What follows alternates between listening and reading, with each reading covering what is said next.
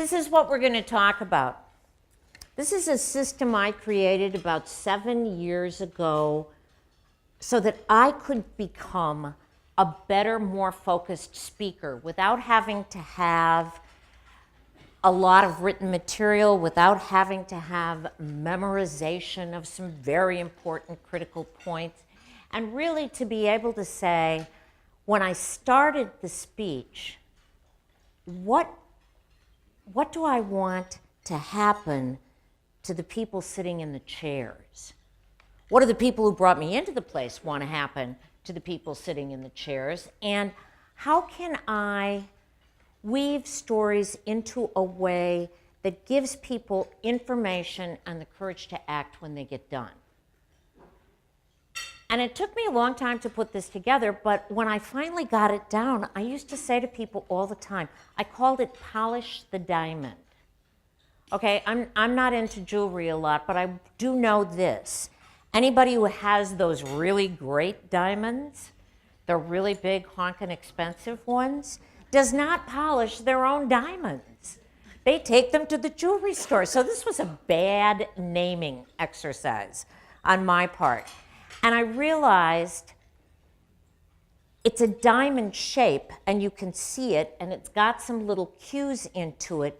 But the really thing that this does is it gives you a chance to, whether it's a 3-minute conversation with one of the kids at the dining room table because they're doing something that is driving you crazy and it has to stop, or you catch yourself in the middle of a meeting room and somebody said something and you want to reach over the table and shake them, but you're more polite and you want to be able to frame your words not from anger but from substance.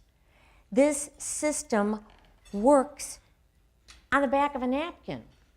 And so I thought, well, that's it. I can put it on a napkin. You can pull out your pens. We can learn how to use this system, and it's really, really easy. So hold it up. Look at it carefully. I apologize if I have a friend sitting in the back of the room and you think she knows me well and I don't call you by your name today because I put my fingers into the stuff that you dip your fingernails in when you like to wear red polish, and then I pulled it right across my eye and went to the ER with a very bad corneal abrasion. This is not a pitch. This is an encouragement and invitation. I have an amazing new eye doctor. If anybody has a need, feel free to call me.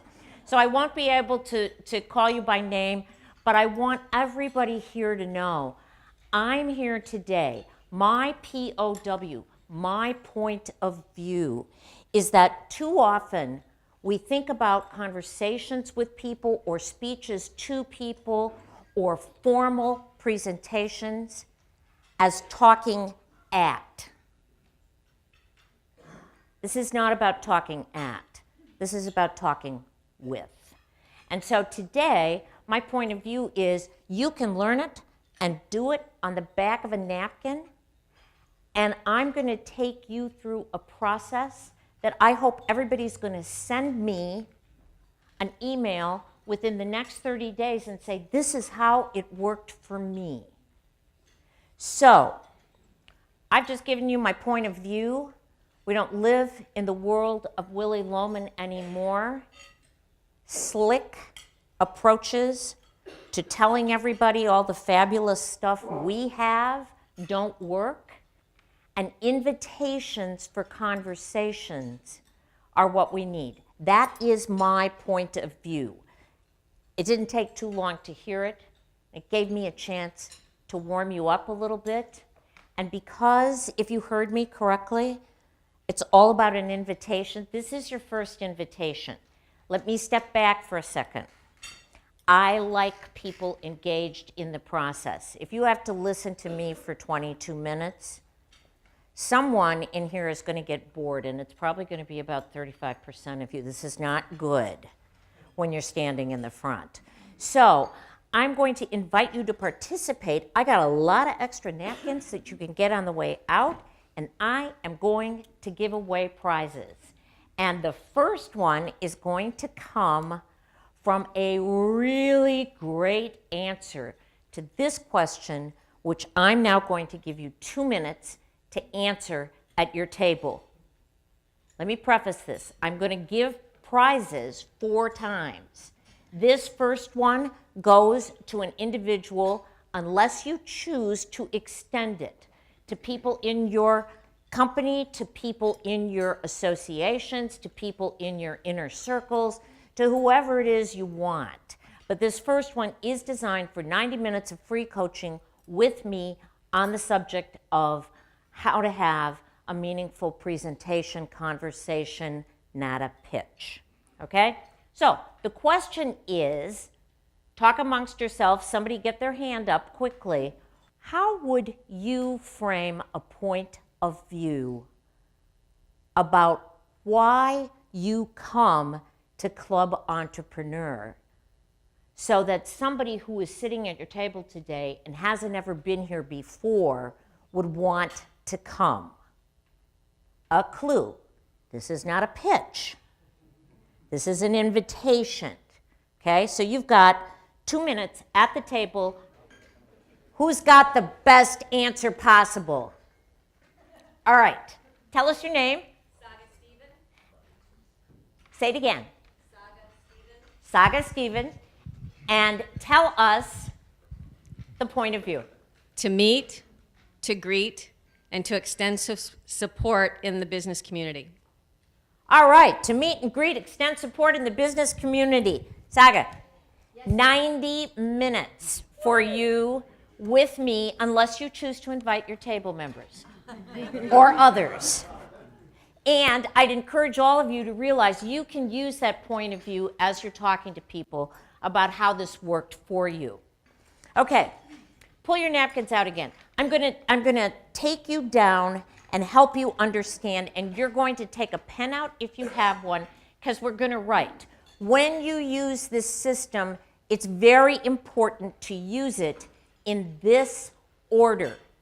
Number 1, the very first thing you figure out is, what do you want the audience to do at the end? So go all the way down to the bottom. So the very first thing you're framing as you're putting your thoughts together is your call to action. What do you want to happen? What do the people around you want to happen as a result of the non-pitch presentation, conversation that you're having? That's the first thing you do. Now go all the way up to the second, to the very top. The point of view, the POW. That's the second thing you do. What's your perspective on this issue? Not what might be somebody else's, but based on what the call to action is going to be, what's your point of view? And how can you articulate this? When you really get good at using this system, the only things, the only words you ever write down, unless you're the most polished professional speaker in America, are the point of view and the call to action, because those are the words that the people are going to remember.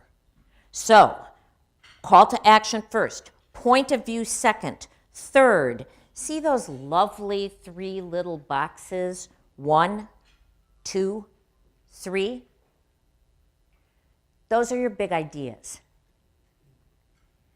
How many times have you listened to someone sales pitch, conference presentation, staff meeting, leadership team, where they said, now my 3 main points are 1, 2, 3, and now I'm going to go back to point number 1, and the first thing I want to tell you about that is X, and the second thing I want to tell you is Y, and the 42nd thing I want to tell you is, you don't know if it's, this is my encouragement to you today. Realize you're only going to talk about 3 things. No one cares how the watch is made, and even if you're giving a 5-minute introduction to your organization, at a finance committee, it's the big ideas, not the little ones, okay? So, the system, we do number 1, call to action. We do number 2, point of view. We do number 3, what are my 3 key points? The best way I know to get it down from 573 to 3 is what I call the very famous, I thought it would be so great that I would patent it, but it doesn't appear to have any intellectual property capability. But I called it the Buckley Paste It, Post It system, because you just get all the ideas of yourself or anybody else who's going to participate in this and put them one at a time on the wall. Make sure you've got really good extra supplies of Scotch tape, just in case the Post-its start flying, if you've got good air conditioning. But when you do that, now you stand at the wall and you think about, how can I put these into whatever metaphor is easier for you, 3 buckets or 3 umbrellas, and I'm putting the ideas under them. So I come up with something that's common. So my 3 ideas for our conversation today is, how does it work? What comes first? What comes second? What comes third? How do you integrate the what's in it for me in the summary?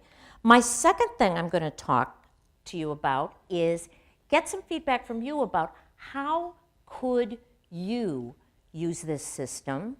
More prizes with that. And the third thing is, I want to tell you a story about somebody I coached to use this system, where he had to give a speech to 350 people, and before his managing partner called me, he had 117 PowerPoint slides for a luncheon. And this was Thursday afternoon, and he was speaking on Monday to lawyers, and he wasn't one. Okay? So I'm going to tell you that story. That's the system. Our opportunity for gift number 2.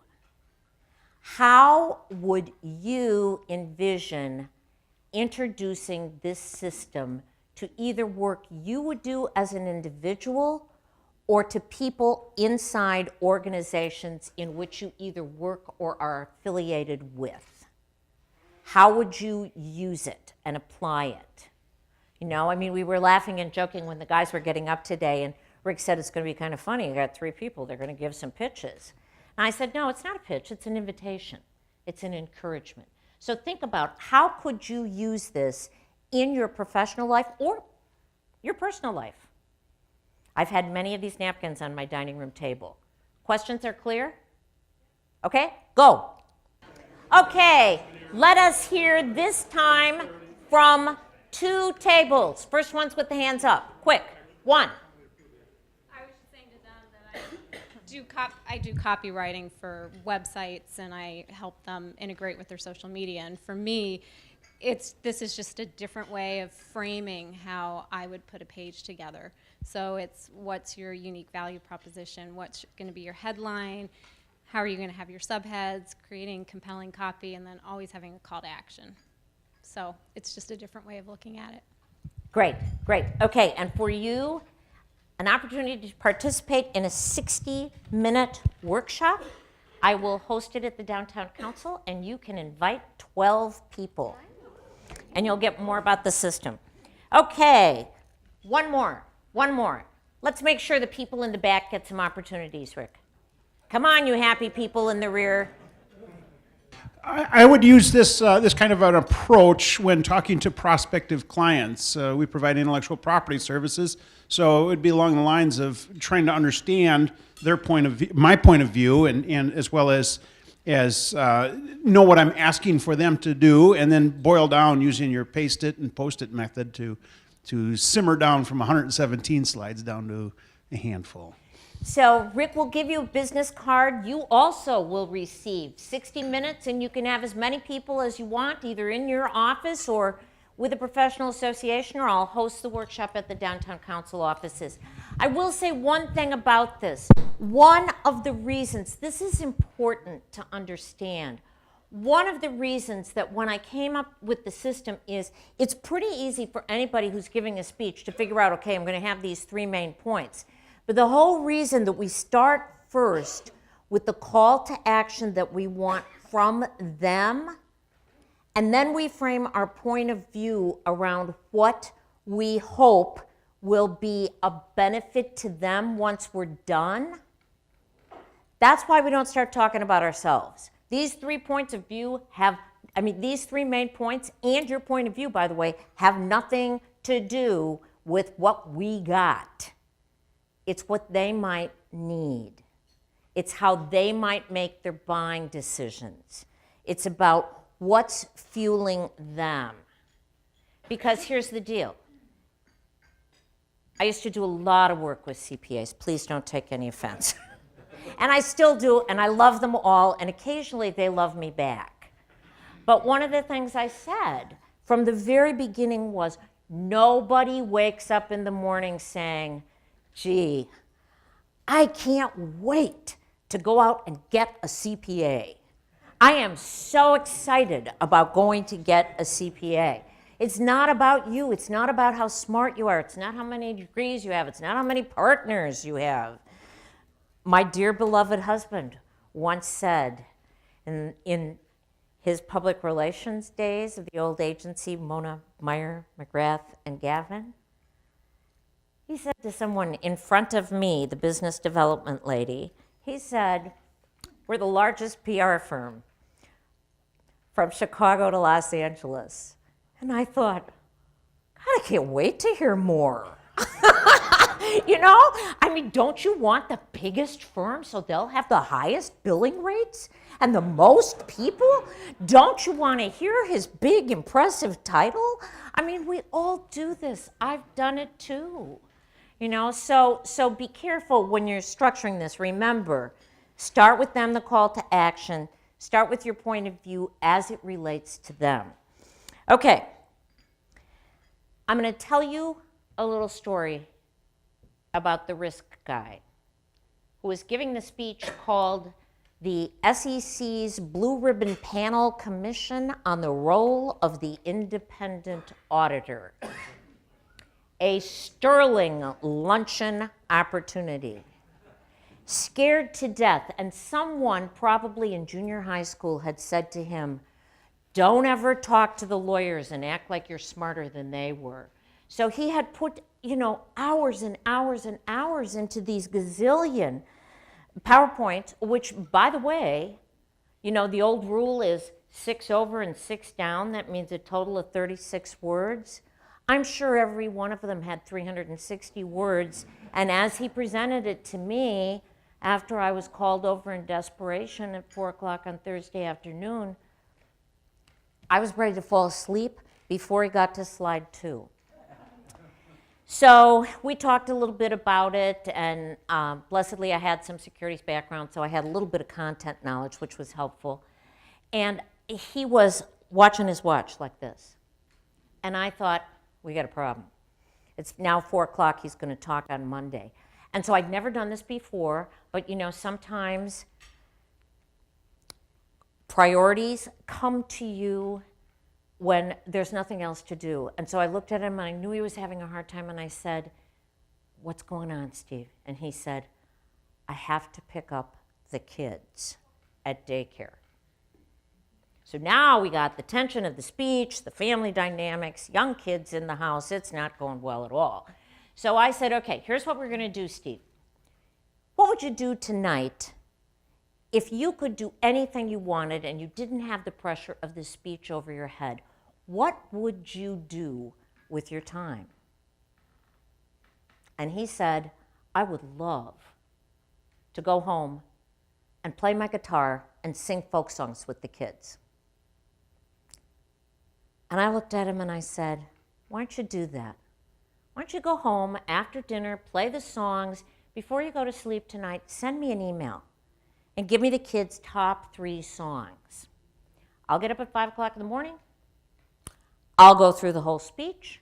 Somehow I'll weave one of those songs into the presentation. I'll meet you at 7 o'clock. I'll give the speech to you twice, I'll have some dummy PowerPoint slides for you, 13, maybe 15. And then after I've given it twice, you're going to stand up and you're going to give it 2, and I'm going to have a little diamond system that I'll show you. You know, he was kind of relieved, went home, apparently did what he was supposed to do. I got up, looked at the email, and the kid's first song was Puff the Magic Dragon.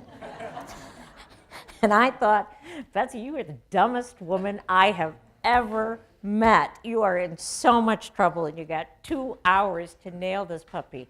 And the second song was Bridge Over Troubled Water.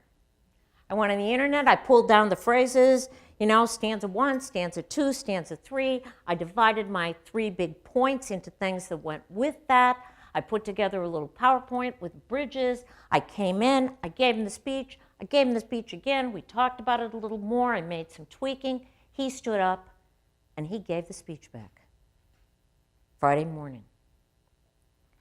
Now, the reason I'm telling that story to you today is sometimes we have situations where we are not able to be present as individuals when we're making a presentation, when we're making what we used to call in the old days a pitch, when we're doing whatever, because we're uncomfortable, we feel like we don't have a connection with the group. There's something that's just not right. And bringing a metaphor in from your life is what settles you and grounds us and lets us be real. So the system itself works, but when you can acknowledge what you need to do to use the system effectively, that's when it shines, because that's when you're really there. I call this the legacy thing, and as I was standing at the door today greeting some of you, along came one of my favorite legacy friends. I've often called this guy the philanthropist of Minnesota. You may know his name, Joe Savaggio, who for many years asked you for money for Project for Pride and Living, and then when he was done with that and he retired that first time or third time, whatever it was, then he went on and started the 1% Club and literally increased by 7, 8, maybe 9 figures the amount of money that people in the community are giving because they pledged to give from both wallets, their assets and their income. And then he went on to start microgrants, and he's just created this wonderful, wonderful new book called Your Community Legacy. It's a workbook, how to extend your values beyond your lifetime.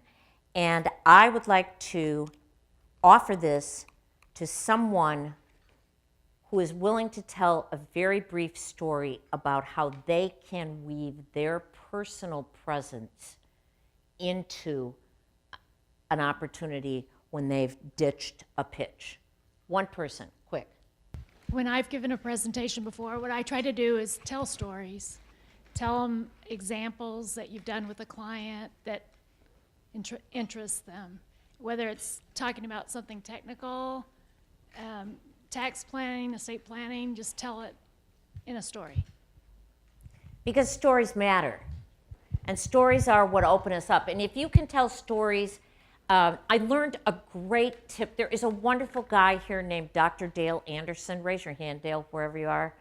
This guy is amazing. He's 80 years old. He's one of the best professional speakers I have ever known in my whole life. I learned so much from him. But one of the things that we share is that the National Speakers Association, I heard a woman say this and I'll never forget it. Never tell your story while you're still living it. Never tell your own story while you're still living it. Because sometimes we tell the tearjerker stories, but when our own real tears start coming down the cheeks, it makes it a little hard. The person can't react to the call to action that you're giving them because they're reacting to the emotion that you're feeling. So that's another tip. So you're going to get this micro tips thing. Thank you very, very much. And now let me tell you what I told you, because that's what the summary is all about, okay? So if you remember nothing else from today, you need to have a point of view, you need to have a call to action, top and bottom. You need to write those words down. But you need the call to action because you got to get them engaged in it before you create your point of view. Otherwise, it's going to be a me, me, me moment. And we all know when you got to ditch the pitch, it's because nobody wanted to listen to Danny DeVito in Tin Men anymore. Okay? The second thing is you've got to be able to explain what's in it for them when you start. Let them know, here's what you think it's in it for them. If you're not sure, if you say, this is what I think it's in it for you, and they look at you like, what? Then you know. You can come back with a question. There's nothing in any kind of presentation, conversation, persuasive moment at the dinner table with the children. There is nothing there that can't be addressed better with a question than it is with an answer. So make sure that you check in with them when you're on the point of view. The third thing, after you've done the point of view, the call to action, and the point of view, then you're going to get your 3 big ideas. Use the pasted post-it system, use something else that works for you, use umbrellas, use buckets, use something, but get so familiar with the process that you're doing it all the time. It's also a great way to sort ideas on your computer as you start to umbrella-ize them, because then you can create them. Anybody who has an upcoming speech where they really want to tell some stories from their own lives, I can quickly, on the other side of your napkin, show you before you leave how to create a story digest, because it's really helpful to have some of those things at the ready on particular issues that you normally need to engage people in. And finally, the call to action. So this is my call to action to all of you. I have 3 more gifts. These are table gifts. I talked to all the people in the back and I said, okay, you guys in the back, I can't walk there because of the video, but I can give you gifts. So these 3 gifts, unless you have the most rousing front of the room table in America, are going to the tables. And I will invite the table to come back. You can bring other colleagues if you like, to the Minneapolis Club, and we'll do a workshop right here. And if I'm very persuasive with our wonderful general manager, perhaps he will offer us a happy hour pricing and we could have a beverage of your choice. Okay, so what is the call to action that you heard from me at the table that you want to answer? Now, what is the call to action that you heard from me that you want to answer? Ditch the pitch. The call to action is ditch the pitch. An invitation versus a pitch. An invitation versus a pitch. One more. An invitation to participate. An invitation to participate. Okay. Anybody hear anything else? You're not going to win anything, but you'll get to talk. Yes? An invitation to a conversation. It might be an invitation to a conversation. It might be an invitation to further conversation. It might be an invitation to come back to the Minneapolis Club. It might be an invitation to get your homework done. Ice cream to follow. Yes, Pat? What do you want the audience to do? What do you want them to do? Yeah, that is the call to action. My question to you is, if you were in my shoes, what would you want this audience to do? Raise your hand and answer. Amen. Amen. Anybody else? Send you an email. Send me an email. 30 days. Yeah. 30 days, yep. So remember those things. I will be here. We can be in this room for as long as we want. Rick always insists that we end precisely at 1 o'clock. I could talk for 10 more seconds, or I could just make sure we made the time. Thank you for all coming here and being here. Please come back.